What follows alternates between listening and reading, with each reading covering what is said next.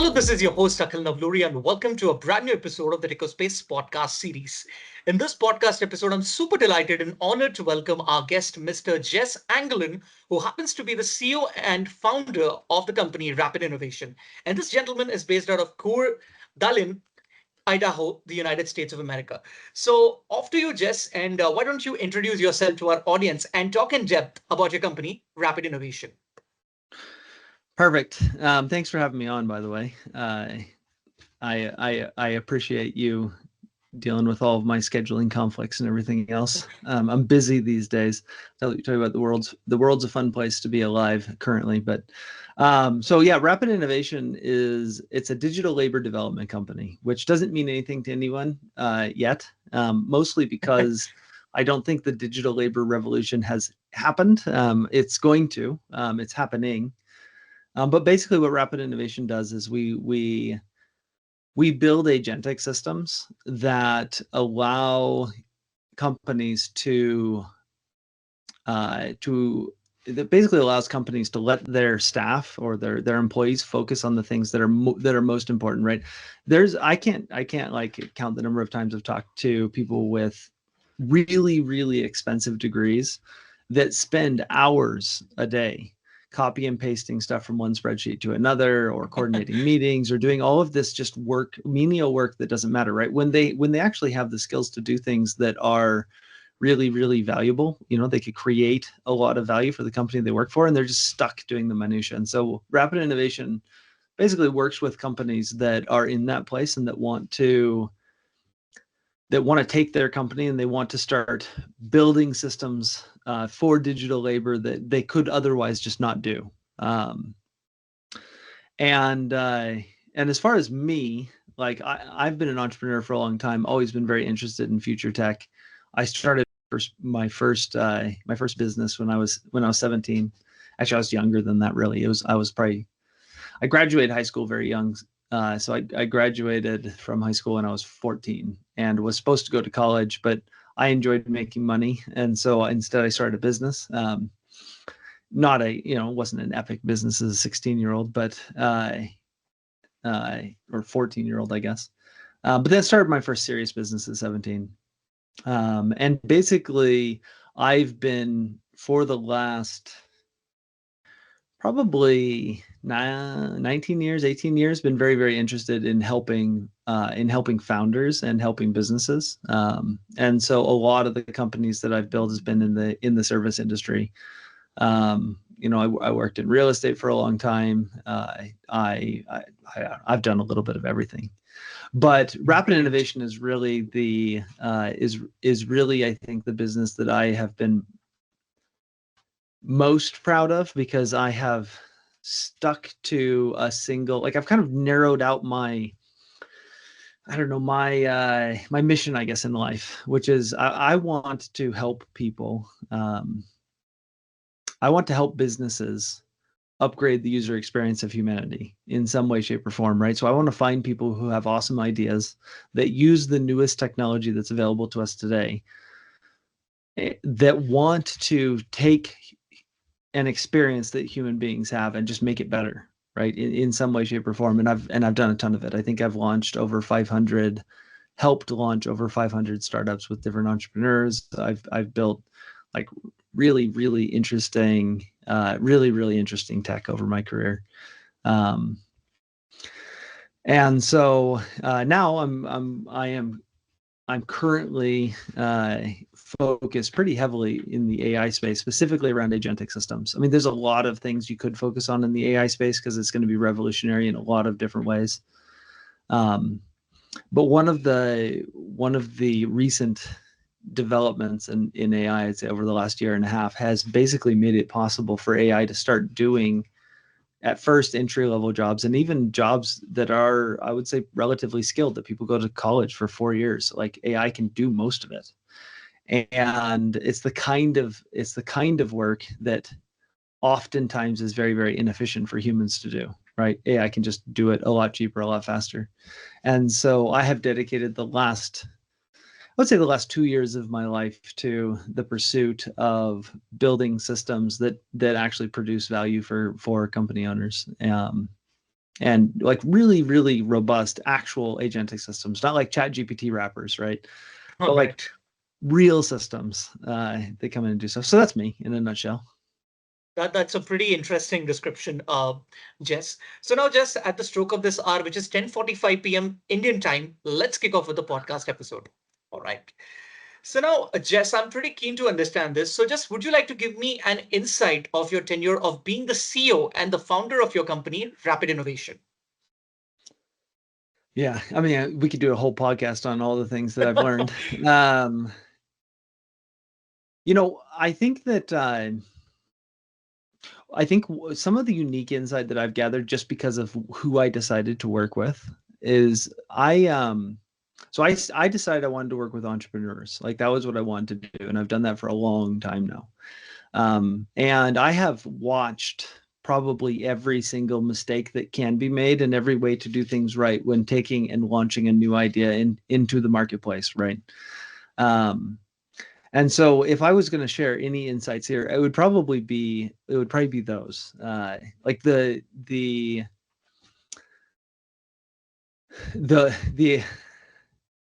the pain of watching entrepreneurs pour their life savings and their kids' college funds and their friends' money into an idea that they genuinely believe is going to be amazing, right? That's going to change the world, and that genuinely is. Like I've worked with a lot of people that had amazing ideas, and to watch them still crash and burn and fail really, really hard, simply because they didn't really understand the pitfalls of what it looks like to start a business and to go out and produce a product and bring it to the marketplace. Like those are the things that I would say I'm most passionate about from that perspective. And a couple of them would be this.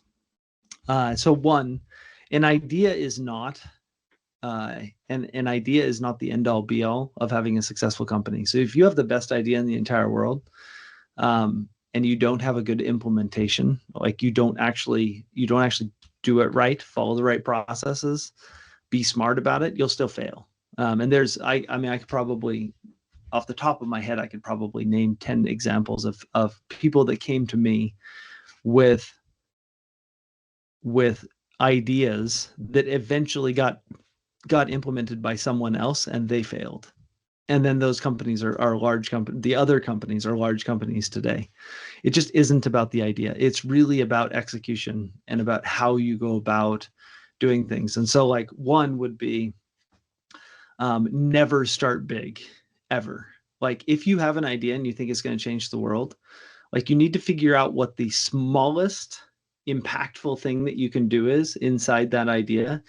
You need to build it and start doing it. Like one of the mistakes I've seen a lot of people make is they have a lot of money and they have this idea and they go out and they build a product without ever validating it with their customers, right? They never find product market fit.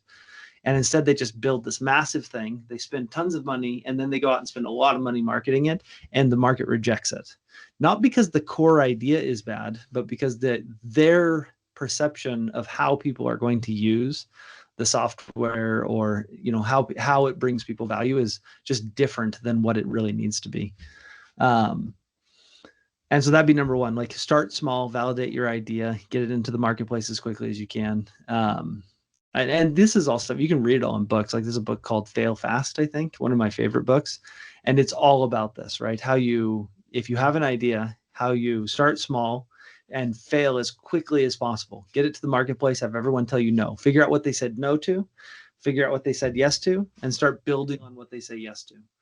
Okay. So that's number one. Number two would be who you do work with matters more than you think.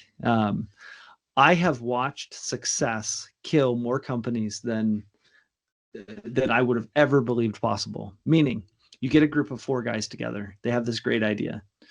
They're really passionate in the beginning, and they all want to work really hard.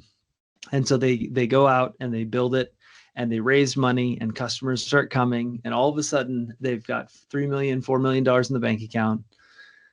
They've got a bunch of customers, and they have a $100 million valuation, and they each own 25%, or let's say they don't own 25% anymore because they've gone out to investors.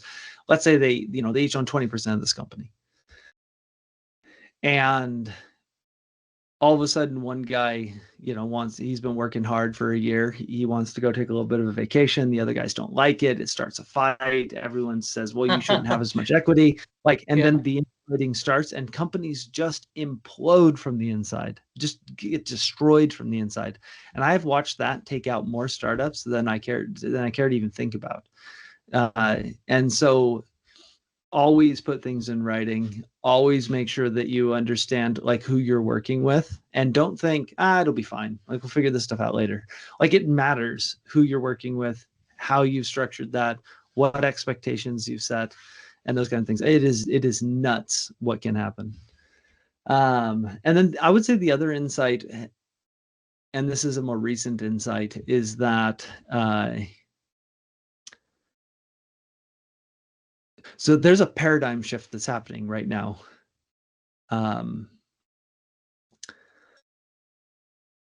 I recently built an agentic system for myself to go out and raise money. And this agentic system uses 38 different AI agents that go out and do research on a list of investors. And basically it does what anyone who has a lot of money and wants to go raise money does, right? It just hires a bunch of people. But in this case, it hires a bunch of agentic agents, AI agents that all work together to do stuff. I think that the world is shifting, right? I was able to build that system and implement it and save around $200,000 in labor cost, roughly, by implementing that system and using it. I think that anyone who wants to be successful today and is starting a new business today has an advantage that nobody in human history has ever had, because for the cost of 1/4 of an employee, they can go and build a team of 20 agents that do the work of 40 employees. And it's going to cost them almost nothing. And they're going a competitive advantage that adds to entrepreneurs in the world today is insane. And so that's a newer insight, because that's something I've just been realizing over the last year and a half, and really been Okay. taking advantage of myself recently.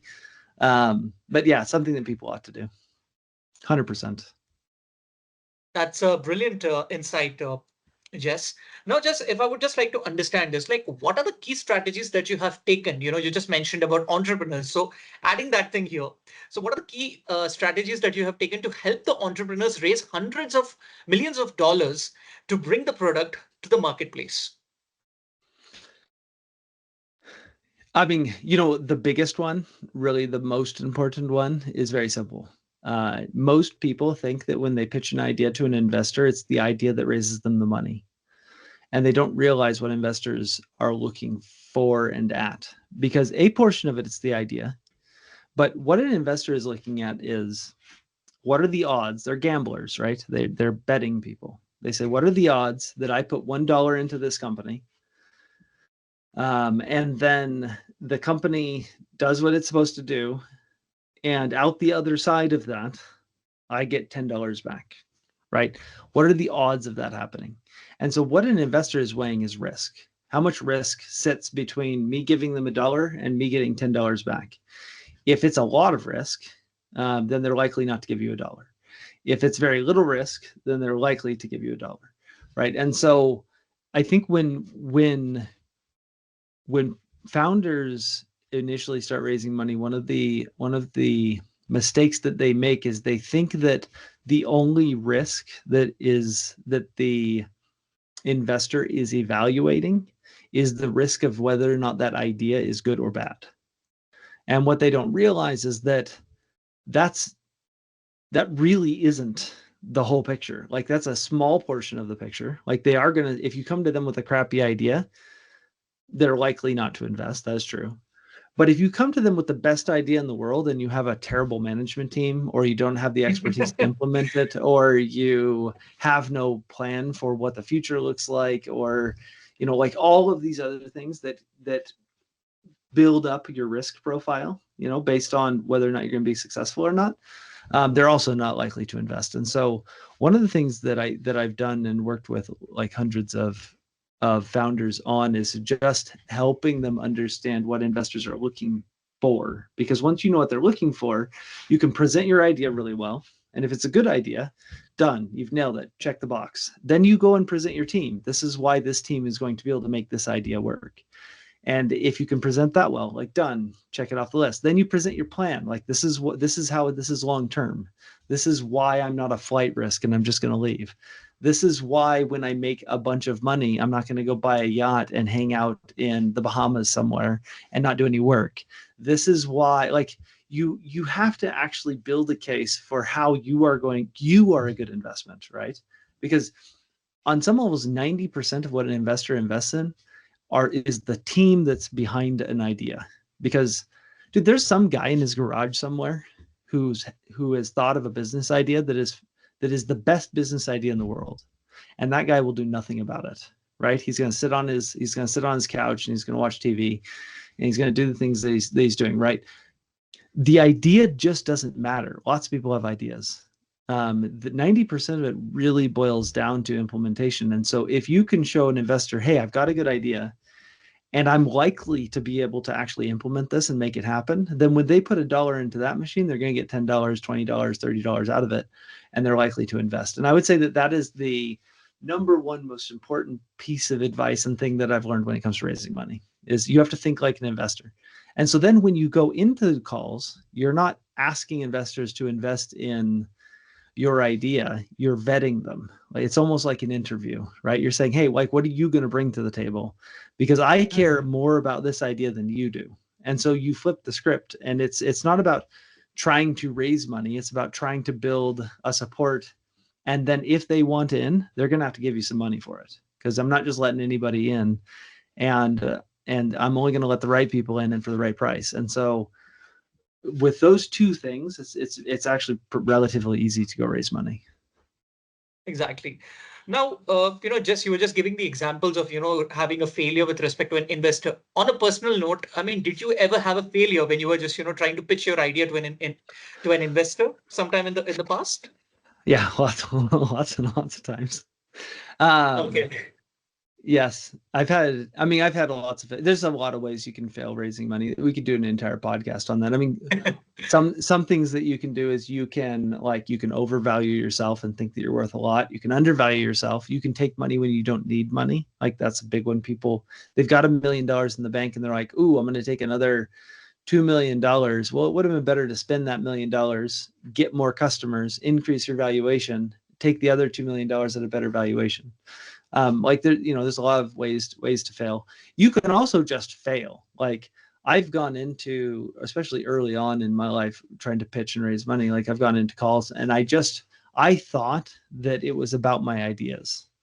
And so when they were asking me questions about, like, who are you? Why are you going to be successful? All that kind of stuff. I thought, what weird questions. I just didn't really care that much to have a good answer. Because I didn't think it mattered. Like, why are we even talking about this? It doesn't matter. Well, to them, it mattered because it was 90% of the reason that they would be interested in investing. And so, I would say, like, well, I'm not going to quit what I'm doing over here because this provides me security. And so I'm going to hold on to this, and then I'm going to try to do this on the side. And they're like, well, gosh, so you want me to go fund your idea that is your side hustle? Like, that's what you want me to do, fund your side hustle?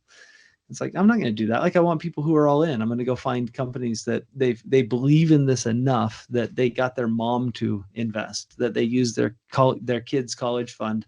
They quit their awesome job and are going to live, in a like, they sold their nice house and bought a house that isn't as nice. Like, those kinds of people are the all-in people who have motivation, drive. They're going to make it happen. Like, those are the people that somebody wants. So I've made that mistake a lot. And I think, yeah, ultimately trying to pitch ideas for the sake of pitching ideas just because I'm trying to raise money, right? Instead of really believing in it and really understanding what I'm trying to solve and what I'm trying to do. Like, boils down to just laziness. Like, I've been lazy oftentimes because I thought, well, if I raise money, then I'll figure out if this is going to work.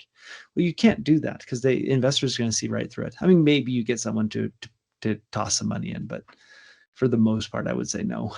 So yeah. All right. Yeah, that completely, explains my question. Now, Jess, like, what was that idea that you took and, which got a failure or let's say, a turn down from the investors? Like, what was the first idea? So a long time ago, I started a company called Social Sneakers. It was a terrible idea. Probably one of the Okay. worst. How old was I? I was in my 20s, maybe. So we're talking 17 years ago, maybe Okay. something along those lines. So the idea was so the company was called Social Sneakers, and our tagline was social traction for your company. And so what I had done, this was my idea, and I was already thinking about automation because I loved automation even back then. Is I had tried to build a software system that automated your basically your community management and your social media and all that stuff. This was back when you were probably a little kid and social media was brand new and everyone was trying to come out on it and all that. And so my business idea was build this tech stack on top of all the social platforms Hmm. and then help people manage their social media, which actually not a bad idea, a decent idea. The problem was is that how I had implemented it was 100% reliant on nothing ever changing on Facebook, nothing ever changing on in back in those days it was Google Plus, I think, and Twitter and all of these things. And when investors pointed that out, uh, I basically told them that they were stupid. They didn't know what they were talking about because we were going to be able to maintain it and it was going to be fine. And no one ever gave me any money for it. Eventually, the company blew up and died because it was a bad idea. Um, But I've had more honestly, yeah, failures. I've had more absolutely. failures than I've had successes in some ways, if you go back and look at all the micro ones. But that's one that stands out because when I was done with that, I was massively in debt because I had spent tons of money on credit to go and build this idea that was terrible because investors wouldn't give me money. And I just didn't listen. I was young and impulsive, and it wasn't a bad idea. Like the idea was decent. Like people are going to want to automate how they do social media. In fact, in some ways today, I do a lot of that stuff for people. Um, it was just the how and the who and all of those that were kind of messed up. I know, I know. I mean, everyone has a rough patch in his life, but after facing a lot of failures, Jess, I think now you're tasting the success. I would, particularly say that. Yes. Well, I think that failure is much more important than success in the sense Exactly. that I think about this as it's a weird analogy, but it's true. I'm not a musician.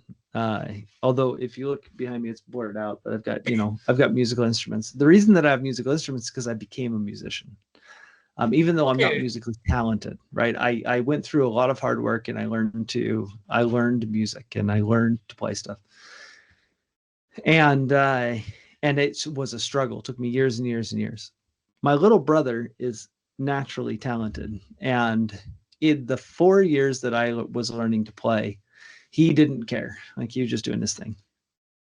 Well, one day he's like, "Well, that seems kind of cool to play guitar and sing and do all that stuff." And so in 3 months, he picked up a guitar and he got to where I was after 4 years of struggle.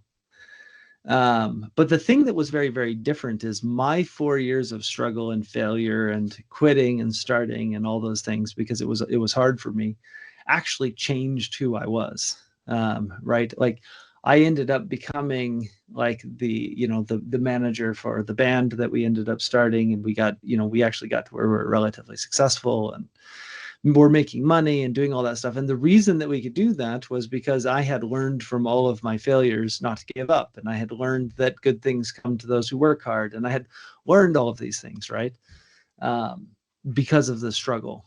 And so I think in life, if you find that you're struggling and things are difficult, like you should embrace that as an opportunity because it only can do two things. It'll either destroy you or it'll make you better. And if you and it's up to you which one that is. Like if you give up, I then know. you're going to let it destroy you. If you work hard and you don't give up and you keep trying and you keep growing and you humble yourself and admit where you're wrong and grow in those areas, then eventually you find success. It's just what happens. It's 100% works like that every time. Doesn't matter who you are. That's how life is. Exactly, exactly. This. I think, our listeners also would get that clear idea. And listeners, as they say, like if you're having a tough time, either you just have to choose to, make it or either you're going to break it. So Yes. either of these two. All right. No, So, so now 100%. Jess, yeah. So all right, Jess. So I just wanted to understand, like, what is your view, like, when it comes to the development, or let's say the importance of the agentic systems when they are used in a day-to-day workflow of an organization or the business alike. Man, I could do 15 podcasts about this. So let me just throw out some numbers that I think most people don't realize. Globally speaking, every year, roughly $52 trillion is given to people who do things, right? For labor, roughly that.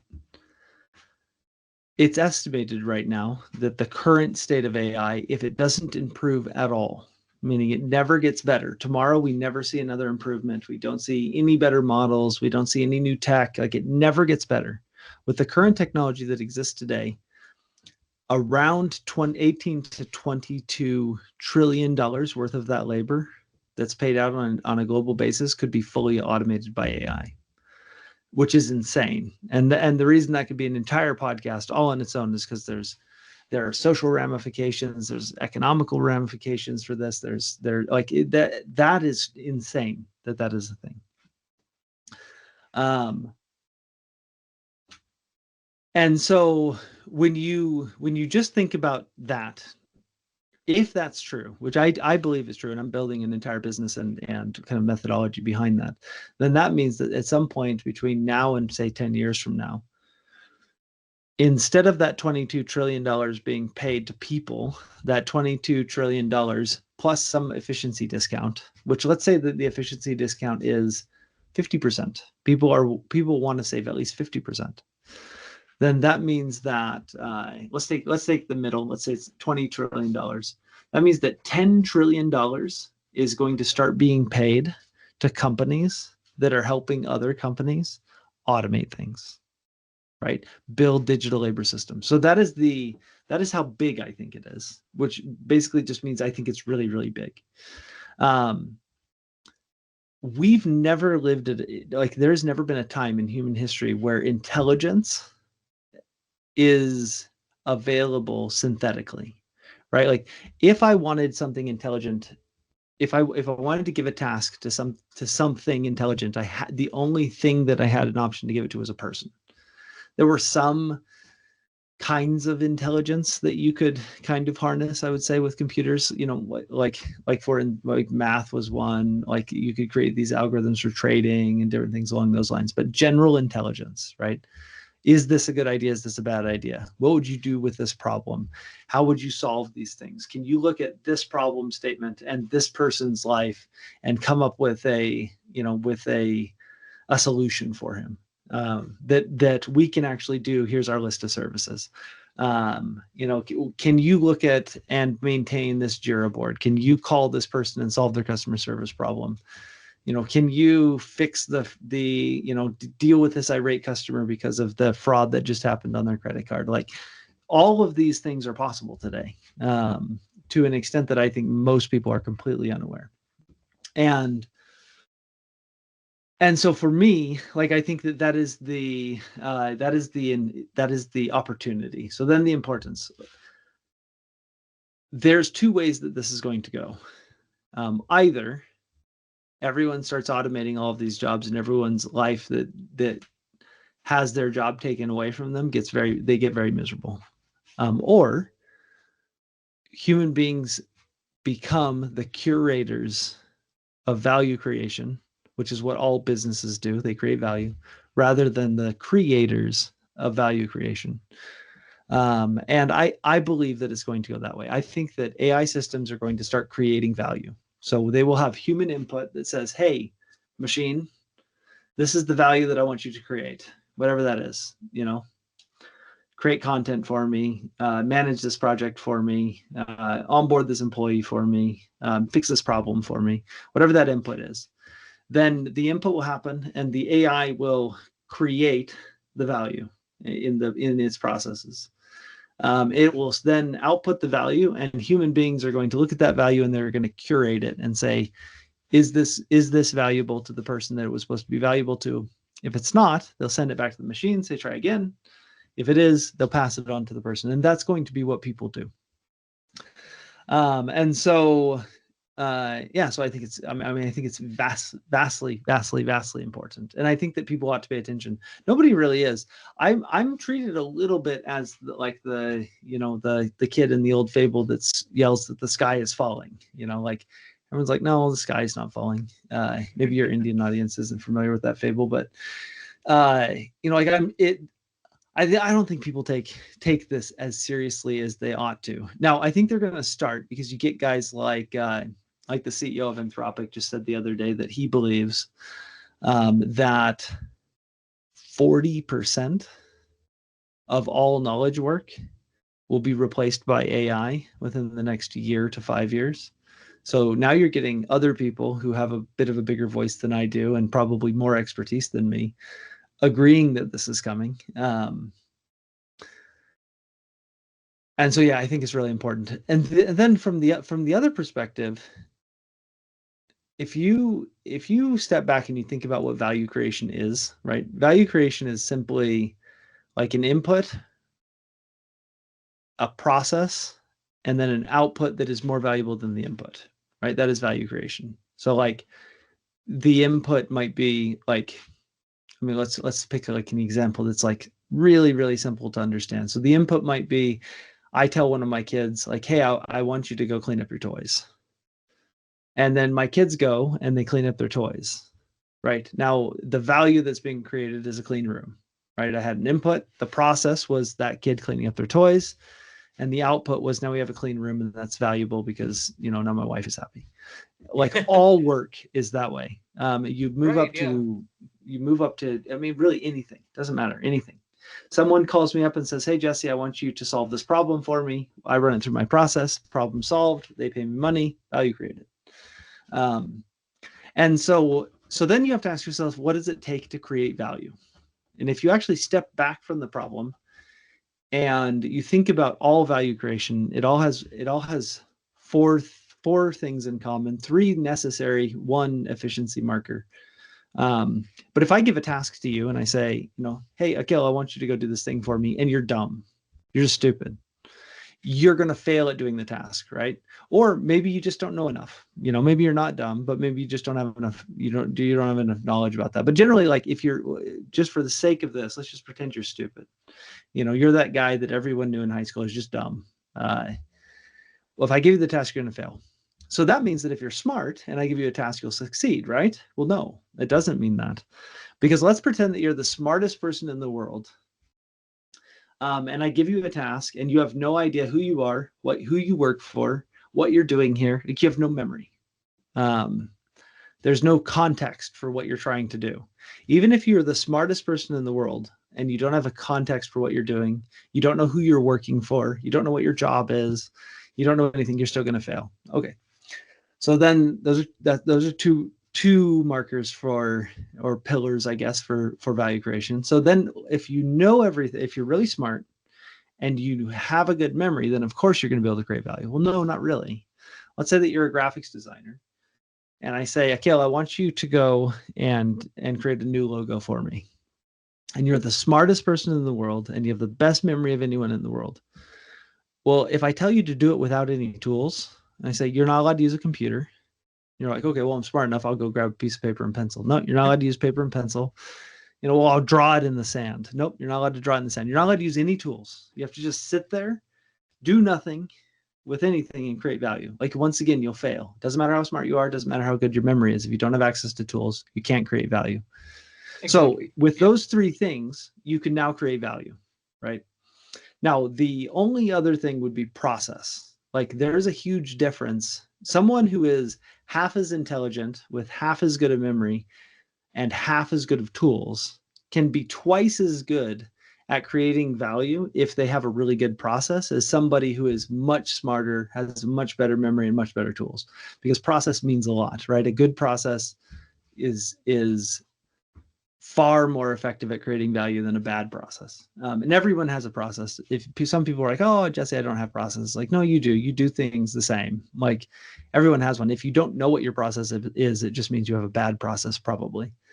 And so when you combine those four things together, all of a sudden you can get value creation. So then the question that I started asking myself with these agentic systems and agentic labor is, are the current large language models and different and even other ones, diffusion models, and all the different access that we have to AI today, are they intelligent?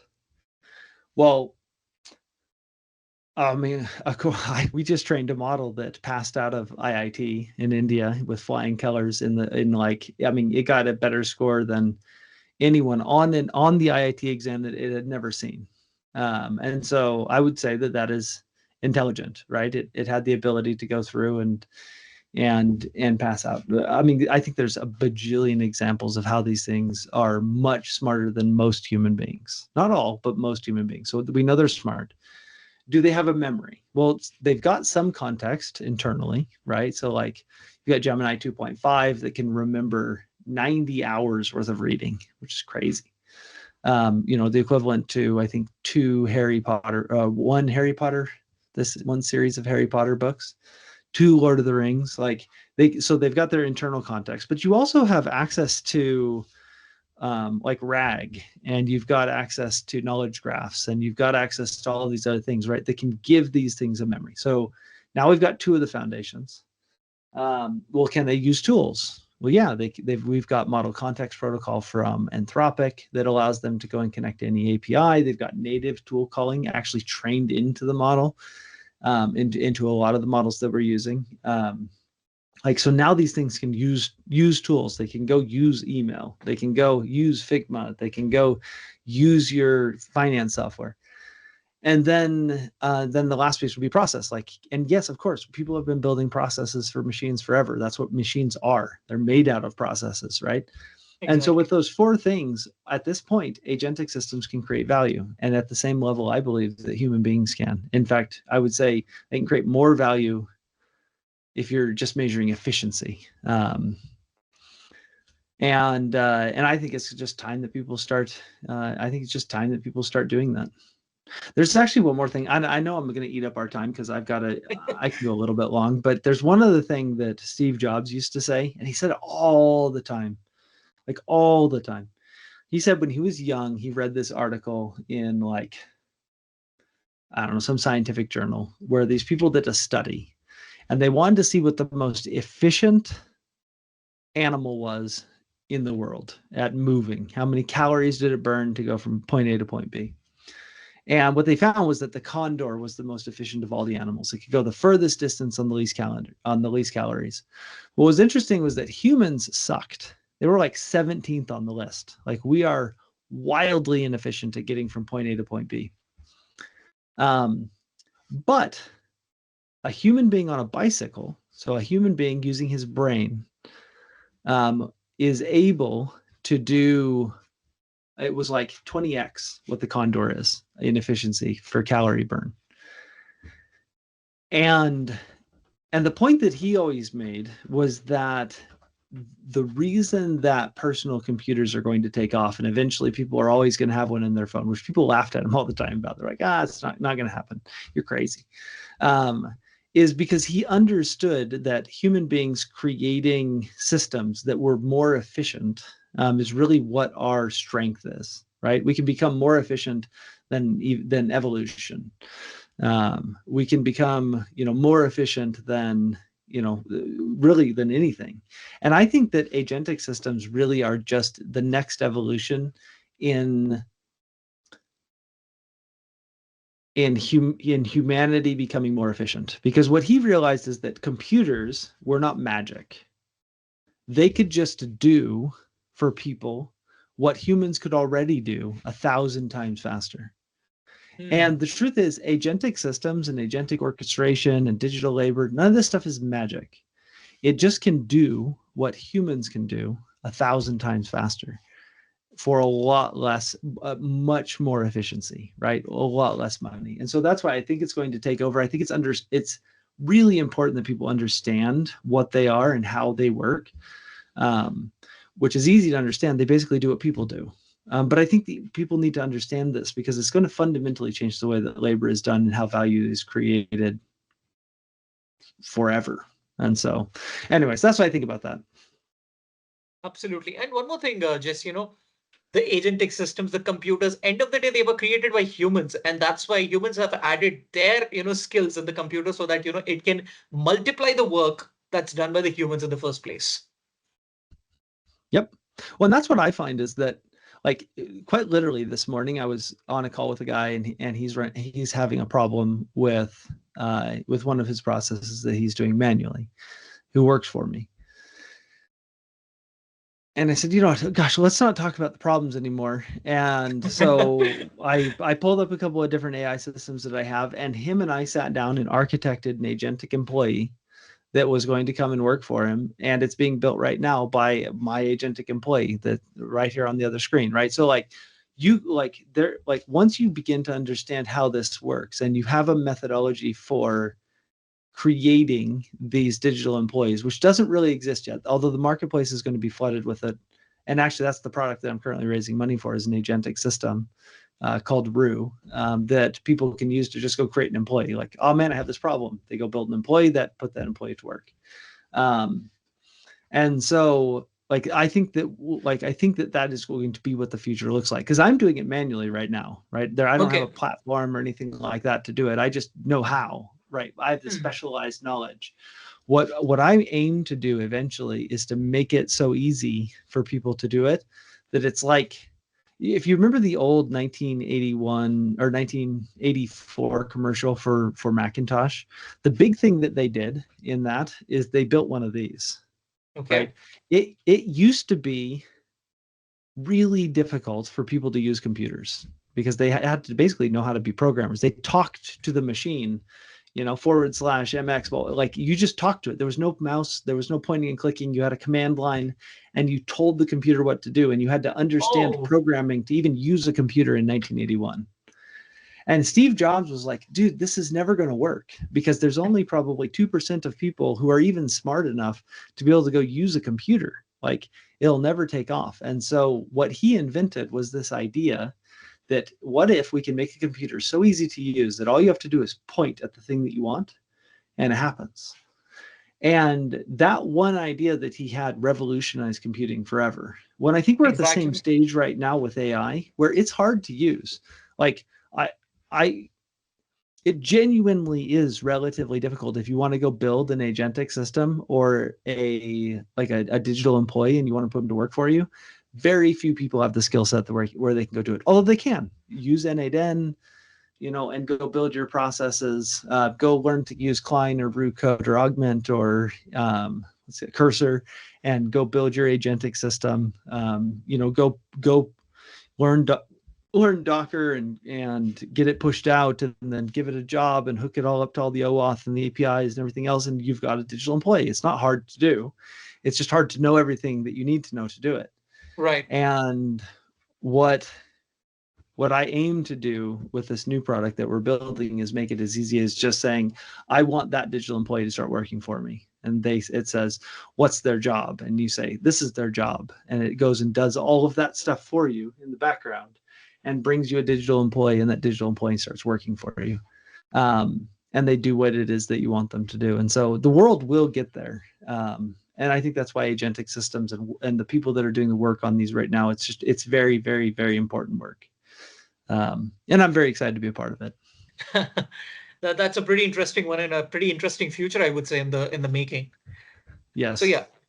Yeah, so just like now coming to this point, now like what are the key areas, goals, and geographical locations that your company Rapid Innovation is currently eyeing on, or let's say focused on?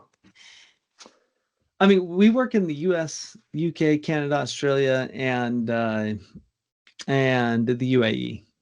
So those are the areas that we're working in, mostly just because those are the areas that are focused on. I mean, that's where all the businesses are at, right? Because at the end of the day, like that's who we help. We take businesses that understand that this future is happening and important, and then we work with those people. I would say the key goal for me right now is that, so my mission has been for a very long time to improve the user experience of humanity. I've been telling myself that for almost 20 years. And I'll continue to tell myself that until the day I die, because it kind of filters out all of the noise for me. I know what I need to be working on. I know what I need to be focused on. I know what's important. I know what's not important. And so for me, you'll always find me hanging out there. And I genuinely believe that the world can be a much, much better place than it is right now, and people will have a better user experience than they currently have. I think that I think that that poverty could go away. I think that I think that people could not have needs anymore, right? Like everyone's needs could be met because of AI, because AI takes like the most efficient value creation machine we have ever had, ever, has been humans. That's been the most efficient value creation machine. But AI is the bicycle that humans have needed to make themselves the largest, most impactful creators of value that this planet has ever seen. And that is value in the sense that diseases can be cured, that that more food can be created that's better for people, that more housing solutions can be come up with. Like, it's all of the problems that humans currently have. We can start pointing this new technology at that, and the value creation at that, and we live in a much better world. And so that's what I hope to see. And that's the thing that I would say I am most focused on, or more focused on than almost anything else in my life. I think last time when you asked me that question via email, I gave you a different answer, but I was thinking about this morning, and so Okay. kind of refocusing myself, like you have to do every once in a while, which was good for me because it brought me back to this place where I went, what am I doing? What is Jesse doing right now? Oh, that's right. Jesse's focused on trying to figure out how to make human beings user experience better. Okay, this is good. Get some grounding in. I think everyone needs to do that every once in a while. Absolutely. Now, just like if given an opportunity, suppose AI is, there to, cure the life-threatening diseases, would you, venture into such a domain? Would you, take, or let's say tackle into such a, let's say use case? I wouldn't, and I'll tell you why. Number one, I'm just not qualified. I have been helping people do those things, the big things, for so long. No, actually, I'll tell you exactly why. I'll make it even simpler. When I first started my entrepreneurial career, I thought I could make the biggest impact on the world by creating a product. And in my mind, then that was true. I would upgrade the user experience of humanity by creating a better product. In that case, it was a customer management system that I was working on. Also failed, by the way, in my 20s, and eventually, what I discovered is that that isn't true. The biggest impact that I can personally make isn't going and creating a product. If I help entrepreneurs, I've been a part of helping launch 500 different startups. Do you think that in the last, well, we'll say in the last 10 years, I could have launched 500 startups on my own? Like, the answer is no. So the biggest impact that I can make is finding the right people who understand the things that I talk about and what the world's going to look like, are interested in embracing future technologies, really want to move this way, and let them make the impact. I help them, right? Because I can be a support, and I had companies in my life that make a big impact. It'll be much better than me owning one successful one, because I will have leveraged my time and expertise and energy and everything else. And so what I want to do is I want to find somebody who will use AI in the medical field. I want to find somebody who will use AI in the agriculture and the growing of crops. I want to find somebody who will do those things, and I want to help them make the thing that they want to happen, because that is where my personal mission gets filled, right? Because if I help those three people do that, I've made a much bigger impact than doing it myself. So I will not personally ever go out and get and start a platform like that, but I will help people who do it, because that's, I think, for me personally, where I'll make the biggest impact. That's brilliant to know, Jess. Now, Jess, this is $1 million question which I would just like to know. So, just what gave you the idea to start your company, Rapid Innovation, and why did you only specifically choose AI as your, as your path, for the technology basis? So the reason is actually somewhat stupid and naive, and so I'll tell it really fast. I didn't know how to raise money, and I tried and I failed, and so I thought, you know what, this is stupid. I know how to run service companies. I'll start a company and I'll make the money myself. And so I started Rapid Innovation, and that was the only reason I started it. Is I knew how to create service companies, and I was at the time it actually wasn't AI. I was playing around with AI, and I was very interested in AI. But for me back then, I was very interested in decentralized tech, which I still am to an extent. And although I've been very distracted recently, um, but I genuinely do believe that decentralized technology is also going to make a big impact on the world. I just don't think it'll be as big of an impact as the impact that AI has. And so when I first started Rapid Innovation, we started as smart contract developers, and we built decentralized technology for different people that didn't have the skill set to do it. And the transition to AI really for me happened about 2.5 years ago when I watched a guy inside my company who's a very, very smart future thinking person build an agentic system using ChatGPT 3, which is dumb. I mean, if you ever want to see how dumb it is, you can go find it. You can go use it on Hugging Face. I think you can use it for free. It's so dumb. It has no reasoning capability. It's got a 7,000 token context window, so it can't remember anything. It's impossible to build systems with. But with that piece of tech and some clever engineering, we took a 4-week process and we applied an agentic framework around doing that process and reduced it to 3 days. And for me, that was like a big eye opener. Like I was like, man, this is going to take over the world. And that was before AI was popular. I was having these thoughts, and so I've kind of been chasing this dream ever since, waiting for the technology to catch up with the ideas that I'm having, which I think it is here finally. I mean, we can do a lot of amazing things with AI the way it is today, even if there are no improvements. And so when I saw that coming a year ago, I decided to make the full shift, and this is really 100% of what Rapid Innovation focuses on today. All right. Now, you were just you're telling about something called the decentralized technology. So I want to understand it by the example basis, like what do you exactly mean by the decentralized technology? So yeah, example. So centralized technology is very simple. Let's say that I am your password manager, or I have a platform that manages passwords. A centralized technology would mean you and your 10 friends, let's say, that are using it, come and give me your password. And then when Mhm. you need it, I give it back to you. And we centrally store all of the data, because that's the safest way to do it. Right. So right now, our current financial systems across the world, they're all centralized. So we go give all of our money to the Federal Reserve in the United States, right? They manage everything for us.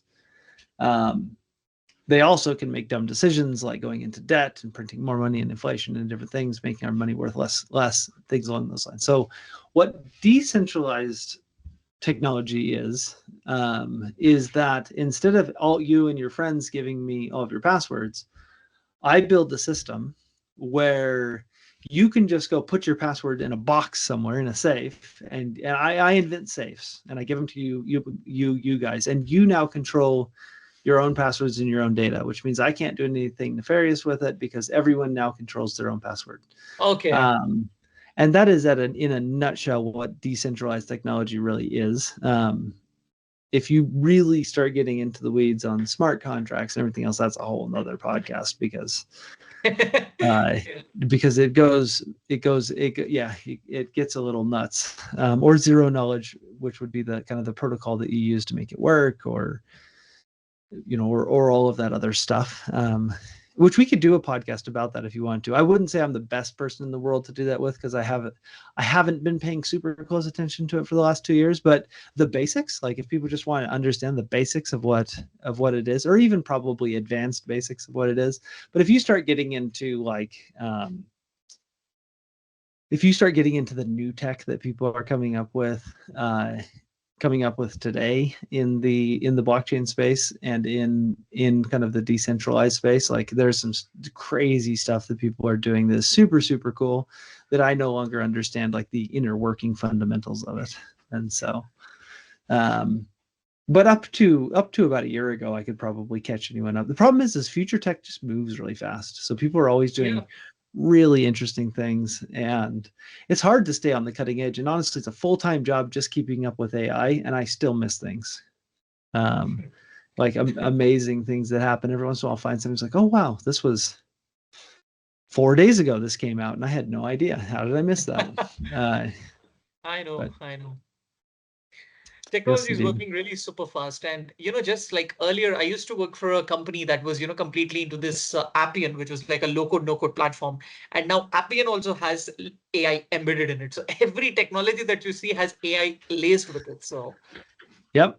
And it's going to happen more and more. The thing is there's going to be a collapse that's coming. I don't know when it'll happen, but there are so many fake AI companies. And when I say fake, I don't necessarily mean that they're not real. What I mean is they're just large language model wrappers. And so they take a large language model like ChatGPT, they update the system prompt, they build a UI around it, and then they go sell it as a product. But all they've really done is they've told a piece of technology that wasn't theirs to act a certain way and to deal with users a certain way, and then they go and sell it to somebody else. And I think that at some point the consumers are going to wisen up to the fact that they can literally just go into ChatGPT and say, hey, can you act as a personal assistant, or can you act as a fitness advisor and give me this advice?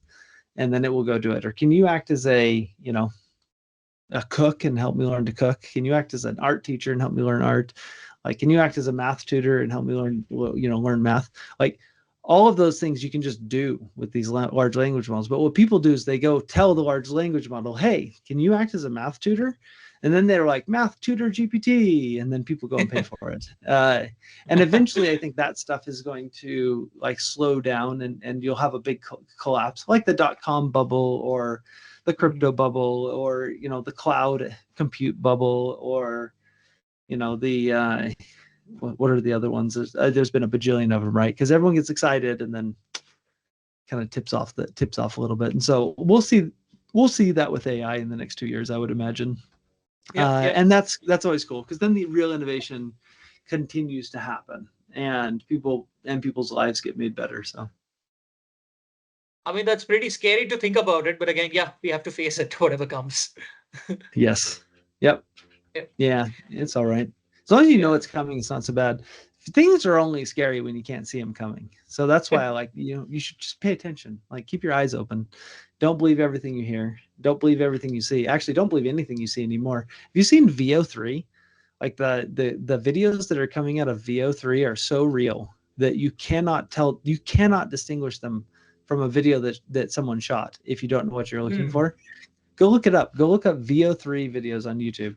It is insane how far AI video has come. Anyways, I've just been looking into it for the last since it launched a few weeks ago, 3 weeks ago, whatever it was. And it's interesting what people are coming up with. That'll be another thing that changes completely, is the world of film and entertainment and all that.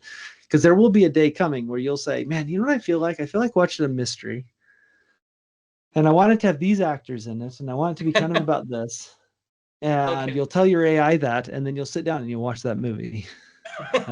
Like, that will happen in our lifetime. I don't know Yeah. when, but that will happen in our lifetime, where entire movies are built out of prompts.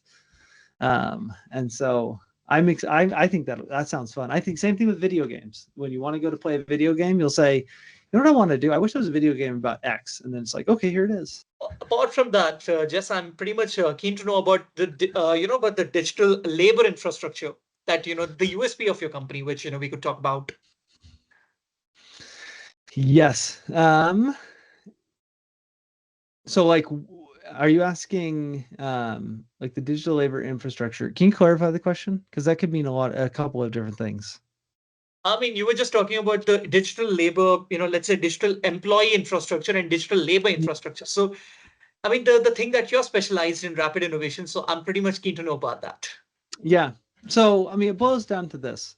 There are thousands of large language models, or as some people have heard them, LLMs, or as some people would have heard of them as GPTs. Because all of these LLMs, large language models, they're all generative pre-trained transformers, which is GPT. So there's tons of them, right? The idea really behind building a digital labor system is understanding the four things that create value, and then knowing how to put those together in a way that value gets created. So what intelligence should I use? Should I use ChatGPT? Should I use a llama? Should I go and use a Mistral model? Should I go and use so there's all of these, which ones should I use, and how, and why, and how, and when will they work for me? Then you have to go, okay, so how do I give it a memory? Because I know that if I just pick a really smart model, it isn't going to help me. And so then you need to figure out like the knowledge graph side of it, or RAG, or maybe RAG graph, or the different pieces, right? That you're going to put together for that. And then you move down to tools. Like, how am I going to connect my tools? Is it going to be, am I going to use MCP servers? Am I going to fine tune models to know how to do tool calling? Am I going to, like, how am I going to do all of this? Am I going to use agents that are talking to other agents and use the A to A protocol? And so you build that whole layer, and then you go and build your processes. And yeah, and all of this stuff people can do themselves. Like, you could pick out a model, just go onto Hugging Face, or go onto the, what is it, LLM Arena, and just figure out what model is going to work best. Do the research. You could also pick the best solution for memory. Anyone can go and put together a knowledge graph. The tools exist. You can go put together a RAG system. Like, there's tools that exist. And then you go out and you find the MCP service that you want to find. There's tons of marketplaces to go find MCP service, and you hook all that stuff up together, and then use N8N to create your processes, and you have digital employees. The Exactly. big difference between what rapid innovation does and what most people can do on their own is it's kind of like using a computer in 1981. It takes a lot of specialized knowledge to use it. And so rapid innovation really provides a place where people who understand that this is the future can come and say, listen, here's my business. This is what I'm currently doing. These are my current employees. These are my processes. This is the stuff that's not efficient. I would like you guys to come in and build me a suite of digital employees that actually work for my company and solve my problems and improve my ROI and help my customers and close more business and my sales and do a better job quality controlling my marketing and help me out in my operations so that clients aren't upset when things don't get delivered on time and all of that stuff. And then we come in, we look at that, and we figure out what that system looks like, and we build it for them. That, So yeah. that that's a brilliant insight. So just like before, we conclude our podcast session, let's just have a very quick rapid fire. I mean, it's going to be a very super quick rapid fire. So the first question to you, just like, what's your favorite American sports team? Oh, I don't watch sports, dude. I work way too much to watch sports. I mean, uh, no, pass. A pass. All right. Okay. What's your favorite? What's your favorite genre of music? Um, my favorite genre of music is probably classical, I would say, probably. Okay. Helps me What's your think. favorite? All right. All right. What's your favorite musical band? My favorite musical band, my actual favorite musical band.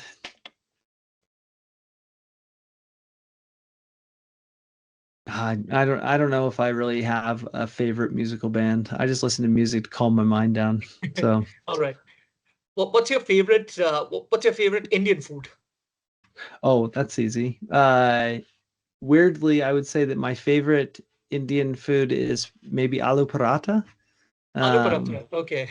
yes, probably. But I like butter chicken. I also like there's a Goan dish that's green, and I can't remember the name of it right now. I can't think of why. It's got lots of green chilies, and it's got lots of um, I can't remember the name of it. Anyways, it's like a blend between Indian and what is it called? Anyways, can't think of it, but it's my favorite Indian food. All right. I think I just got the answer. Probably I may not tell it. Okay. Yeah. And what was the last movie that you watched? Edge of Tomorrow. Edge of Tomorrow starring Tom Cruise, right? Yes. All right. Yeah. What Which I thought was what was fascinating. what was the last book that you read? The last book that I read, let me see, let me check my does listening count? Because I do Audible. Because that is something that I do. That is something that I do a lot of is read. I read more than anything else. My favorite book is my favorite book. Gosh, I don't even know if I could come up with my favorite book. Let's see. No problem. So the last audiobook that I read. Do you want the last audiobook I read that was for fun or for business or Anything. both? So the last audiobook I read for fun was The Martian, and the last audiobook I read for business was Tribal Leadership, which was really good. Oh, nice, And I nice. think my what I'm working on right now is I'm working on getting through the 4 disciplines of execution again, which is also a really good Oh, book. And I awesome. don't know what my next book for fun is going to be. I have to figure that out. You should suggest me a few books, and I'm also a complete, let's say, into books. I read a lot of autobiographies and a lot of sport books, so my genre is that. Yes. All I've right. never, yeah, I usually read sci-fi, which makes sense on some levels because I'm into future tech and making the future what it used to be, Yeah, when yeah. the old masters were writing about it. And Indeed, so indeed. I also read a book called The Time Traveling Tourist the other day. That was a fascinating book. It was very interesting. I mean, if you're into that kind of sci-fi genre. That that Um, that's pretty amazing to know, Jess. Yeah. yes. Yeah. Awesome. All, yeah. All right, Jess. It was. Thank you so much for taking time from your busy schedule and finally making it happen through this podcast session. It was a pretty insightful one, and I really had a great conversation with you through this medium, especially talking a lot about AI and few things which I didn't know about. So it was pretty insightful, and I'm pretty sure our listeners also would find this very much interesting and insightful. So on this note, this is your host, Akhil Navluri, signing off. We would be back with another podcast episode very soon with another industry leader. So till then, keep listening. Take care. Thank you. Stay tuned. And goodbye. Au revoir. Thank you.